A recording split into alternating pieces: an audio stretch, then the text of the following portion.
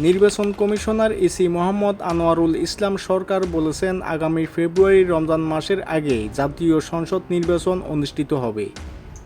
আমরা নির্বাচনের কর্ম পরিকল্পনা ইতিমধ্যে প্রকাশ করেছি। নির্বাচনের তফসিল ডিসেম্বরের প্রথম ভাগ আমরা ঘোষণা করব। আশা করছি আপনাদের মিডিয়ার সহযোগিতায় আগামী ফেব্রুয়ারি আমরা একটি সুষ্ঠু সুন্দর নির্বাচন উপহার দিতে পারব।